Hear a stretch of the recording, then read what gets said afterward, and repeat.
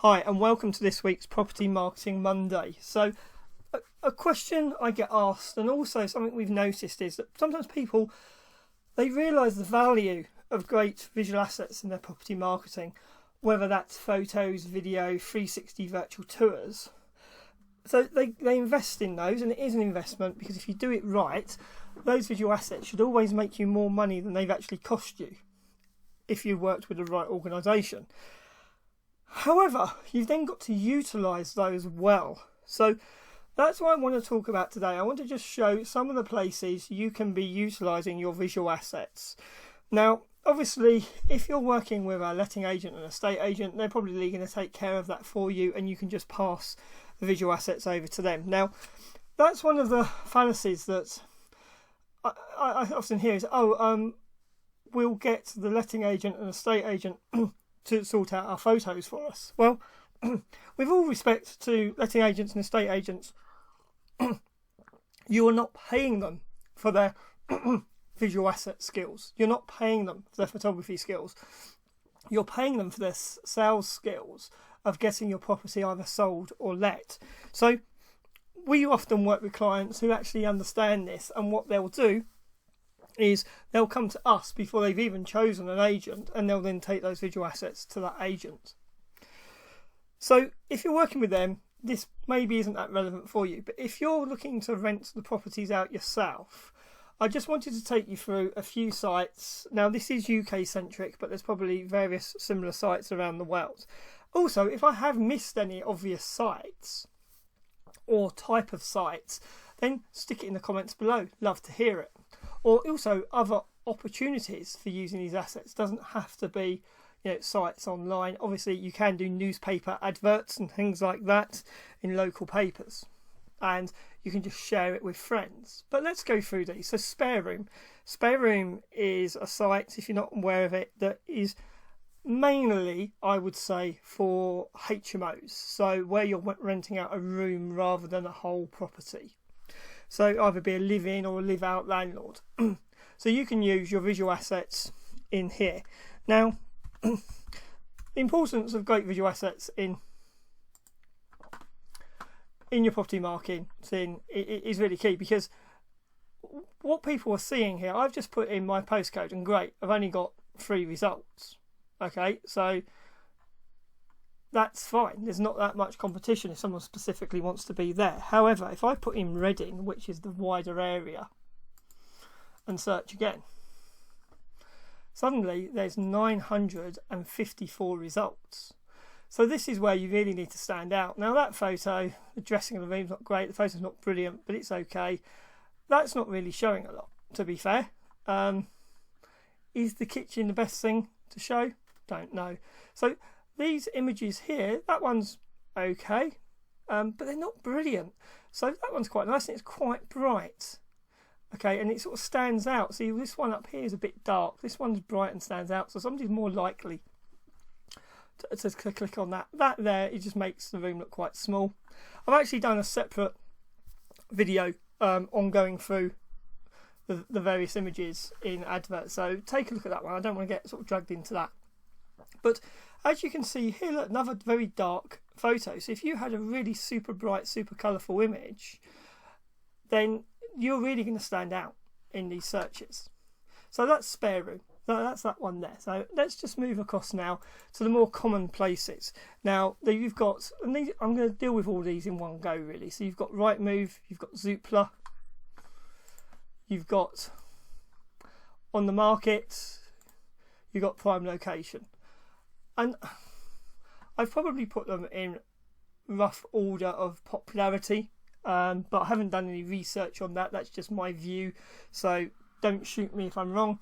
But Rightmove there. Now, there's been a lot of agencies and things moving away from Rightmove, but I believe they're still very popular. Zoopla is quite popular as well, especially with the letting space. I know letting agents who just use Zoopla and don't go on Rightmove, but they're fundamentally the same thing. Now, the issue with these is it can be very difficult for you as a private landlord to get onto these platforms. And also as well, there's another one here. This is called Property Pigeon. I included this one just because there are others, and there are not just necessarily the big names like Rightmove. There are these other little sites out there that, you know, offer the same thing. Whether they're effective for you, I don't know. Maybe just try it, and if it works in your area, maybe it does, maybe it doesn't. But getting on these bigger sites like Rightmove, Zoopla, etc., you could look at a company like OpenRent. I believe there are other organisations out there. So what you do is you can advertise with OpenRent, but they will then put your property on all of those big sites. So you see here, Rightmove, Zoopla, Prime Location. They cover Gumtree, and I'm going to cover Gumtree separately in a moment. But they put your property on all of those sites for you, and it's actually quite a cheap service. And you can even do the whole AST process, how to rent, and the whole onboarding of the tenant through OpenRent. So it can be quite a good option, especially if you're self-managing. Gumtree. So it's quite interesting. I, as a landlord, as most people know, at Landlord Photography, everybody who works at Landlord Photography, we are all property people first. Most of us are property investors. And so as a property investor, I use Gumtree for my HMOs. Have a lot of people are very anti-Gumtree for some reason, but I like it. I do agree, though, that sometimes you have to deal with a lot more inquiries to actually get those good tenants you actually want to put in your property. But, you know, nevertheless, it's still a great source. And if you do, say, to share, so this is for HMOs, and then in here, and when it asks you, are you advertising it as an agent or not? If you say you're not an agent, so you're a private landlord, it's actually free to advertise on Gumtree. So I don't know why you wouldn't. Okay, so that's another option for you.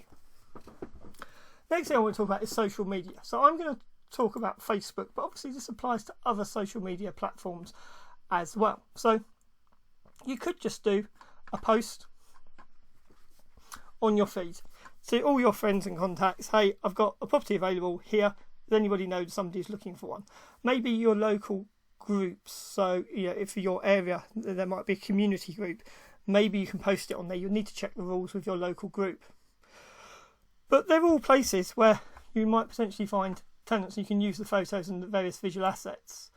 Now, also, some people overlook Facebook Marketplace, so you can advertise your property on Facebook Marketplace. But let's look at this one, and the reason why I'm mentioning Facebook Marketplace is because a lot of the images look a lot like this. Okay, they're just screen dumps of a mobile phone. Not particularly brilliant. So if you put your professional great visual assets on here, you're absolutely going to smash it. And with Facebook as well, you can load 360 images on, so that's another option for you. And then also there are a number of groups and pages that you can post property that's available and rooms that are available, and these are usually free, and it's people that are looking in your specific area. So here, High Wycombe rooms for rent. So you can look at those sorts of pages. And then there's a group here, again, property available. So there's various different places within social media. So don't just think about put it on your news feed. You can have your own page. So if you've got a small portfolio, maybe you want to create your own page for your properties. Maybe you put it on other people's pages, other groups, marketplace, etc. So I want to keep this video fairly short. Obviously, there are other ways you can utilise visual assets in your property marketing. But if I've missed any really good ones, put a comment on the video. I'd love to hear it. It might be something that's new to me. Hope you found this interesting. Hope this helps you to fully utilise your visual assets in your property marketing. That's the end of this week's Property Marketing Monday.